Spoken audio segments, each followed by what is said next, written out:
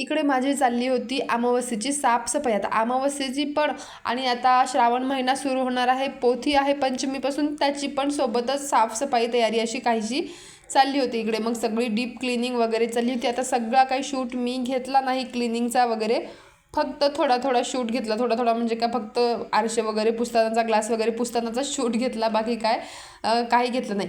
आणि सोबतच पुन्हा आज आहे दीप अमावस्या, पण त्याची पण इकडे माझी तयारी चालली होती। आता हे तयारी संध्याकाळची आहे, समजा 6च्या दरम्यानची असेल। इकडे माझं चाललं होतं कणकीचे दिवे बनवणं, माझं इथे चाललं होतं। इथे बघू शकता छान असे कणकीचे दिवे पण बनवले।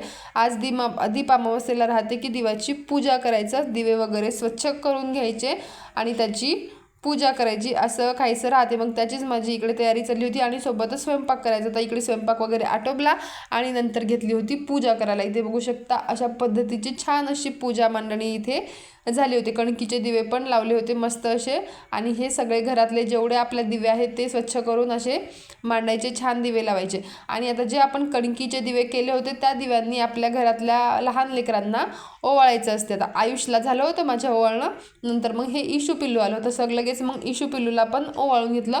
नंतर मग हे नक्षुदादा आला इशूचा, मग त्या पिल्लूला पण ओवाळायचं होतं। आता इतके छान लेकरं बसले, काही सांगायचं काम नाही, अगदी व्यवस्थित। आणि इशूचं चाललं होतं इकडे साखर खाणं।